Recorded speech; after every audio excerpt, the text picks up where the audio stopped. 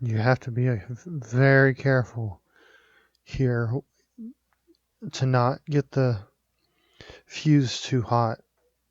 Otherwise you'll blow it, because it is a thermal fuse. Here I'm using my gloves to cool the heat shrink down instead of my fingers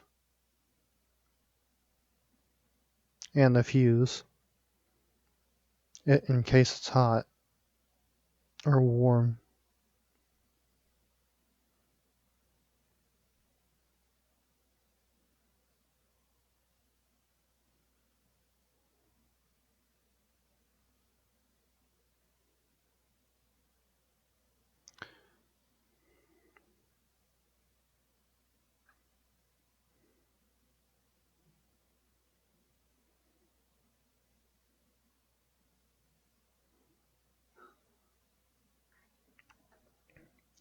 This is another thing I left out from the very beginning. This was on there to begin with.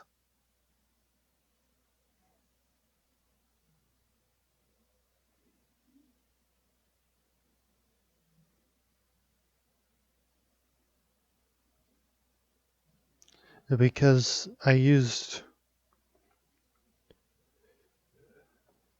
butt connectors and heat shrink tubing, with heat shrink wrap on them, I had to take it apart further to be able to slide it in through the extruded metal.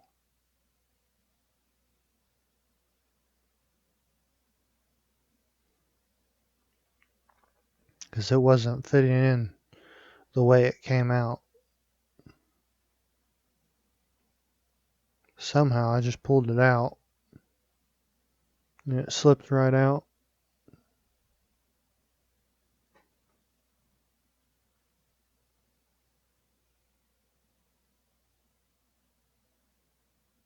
Here I'm looking for the screws to take the end cap off, or to see how that's a nice glove there, and nice fingers, phalanges.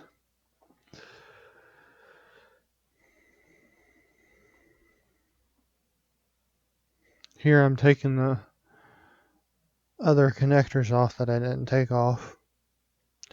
The back right connector that I just took off is extremely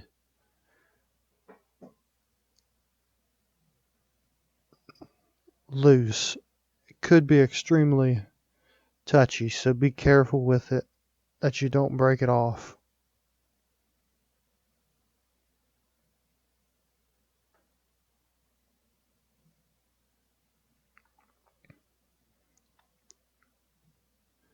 The spring I just picked up, I also didn't get on video, but I get on video putting it back where it goes. It holds down the release lever to release the paper. Or I should say it's the clamping mechanism. It hooks into the base.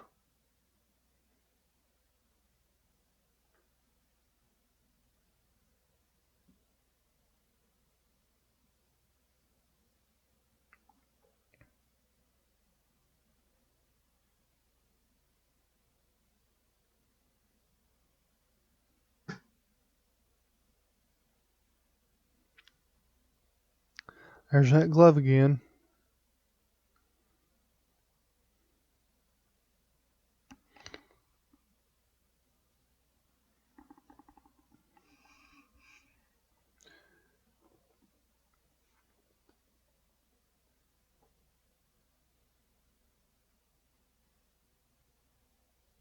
There's two Phillips screws that are screwed into the aluminum.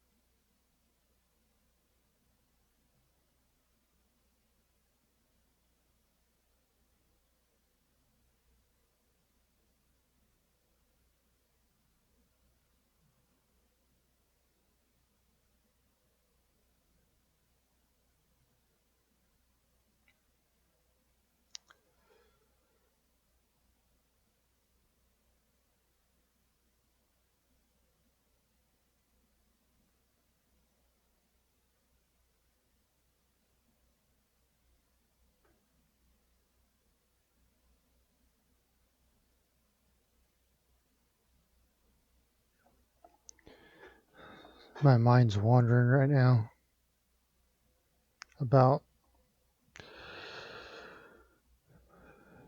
if I should do something like this with an RC truck that I worked on and fixed that had steering issues or steering defects.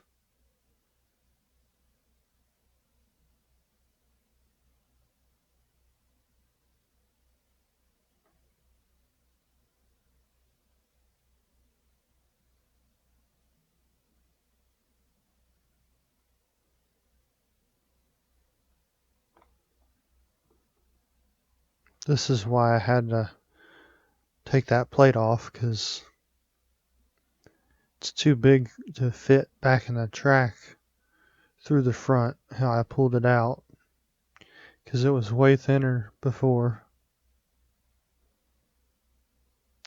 because the butt connectors weren't there.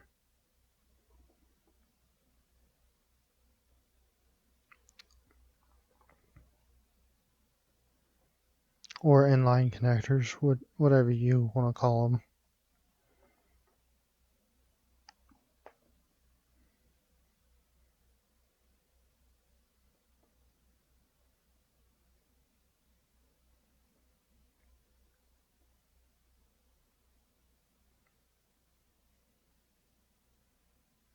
Crimp connectors,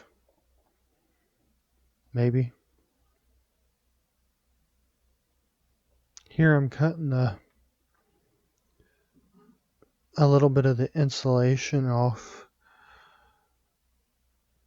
to where it passes over the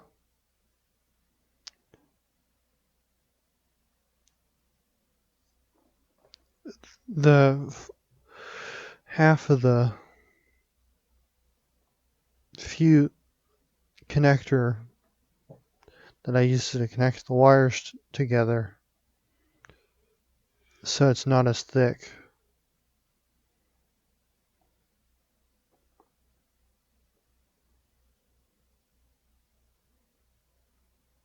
I'm trying to make it narrower.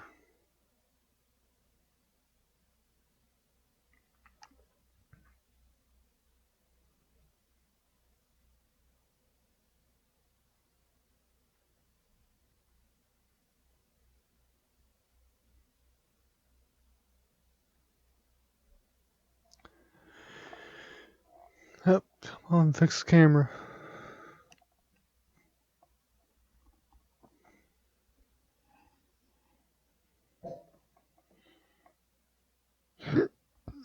Oh man, am I seriously not gonna fix the camera?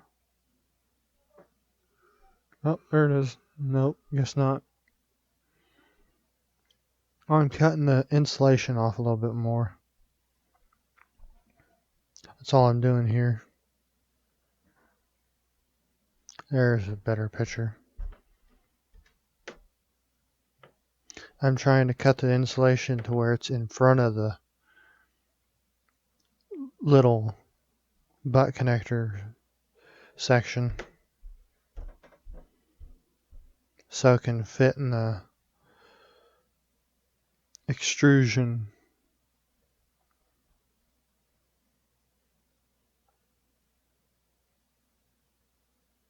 Here I'm pulling it out so I can cut it more.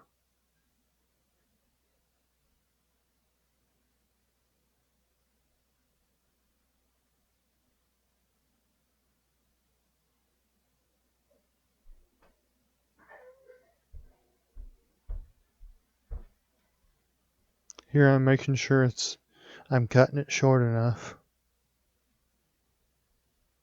but not too short.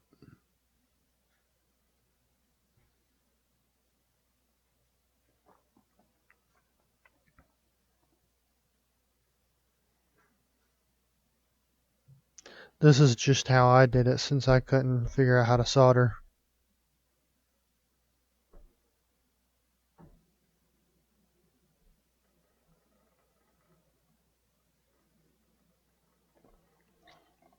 The repair is basically the same, except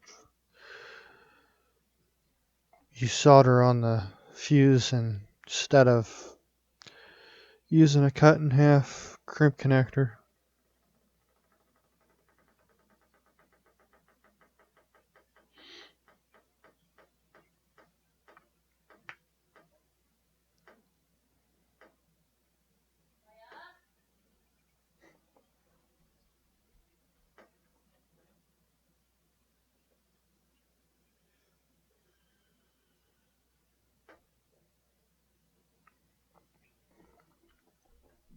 Now it's fitting in the tube where it's supposed to go.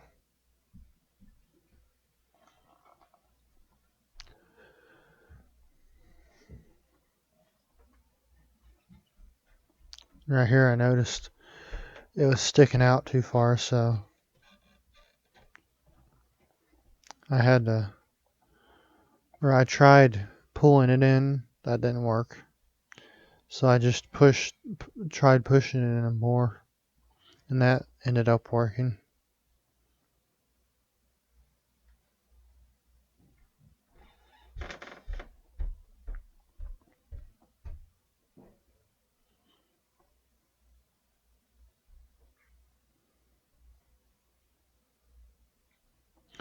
You have to have the end of the terminal or connector, however you do it, the solder joint, you have to have it back at least a couple centimeters from the lip or from the very edge of the aluminum. Otherwise, when you put the plate back on, you'll run the risk of either smashing or bending the wire and putting the wire at a bad angle, which can cause problems down the road.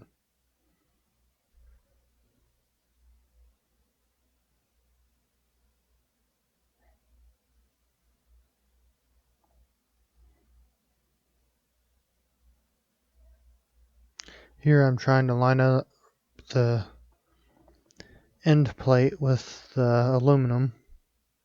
I can't figure out how to do it, but I eventually figured that out. Here I'm realizing it's got to go in more.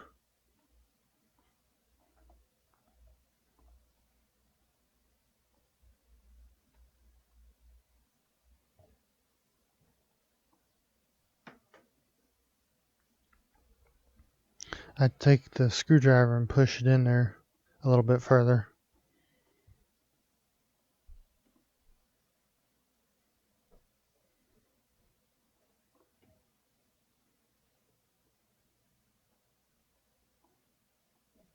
Because this is a moving part, so you don't want it to rub a hole in the wire. That's what happens if you have it too close to the brown plastic. It can have a chance of wearing a hole in the wire.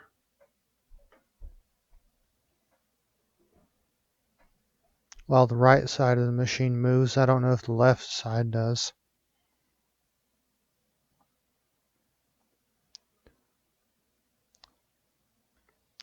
I'd assume it does.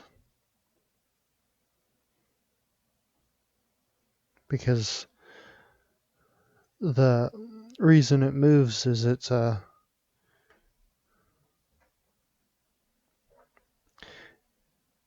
lever separates the two pink rollers to let the laminated piece of paper go so you can pull it out.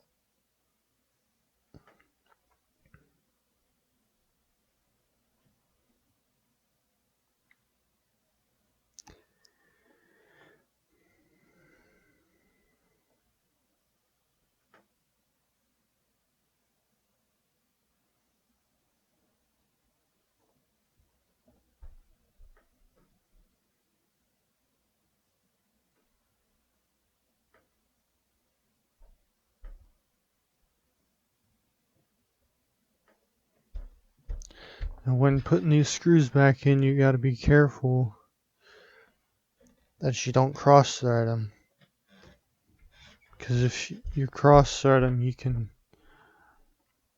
strip out the aluminum if you tighten them all the way down. It'll start binding before you get.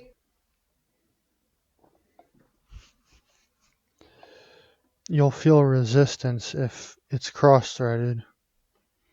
And if you look on the back side of the brown plate, you can see the threads and they won't line up. That's a very easy way to tell if it's cross-threaded or not. If it is cross-threaded, the thread will not mesh up with the other threads. The threads on the screw won't mesh up with the threads on the aluminum. Just back it out a little bit and readjust it and tighten it back down.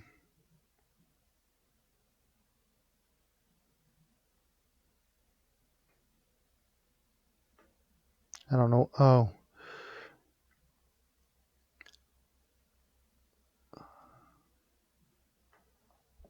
I was moving this little sensor piece to either do something or I can't remember.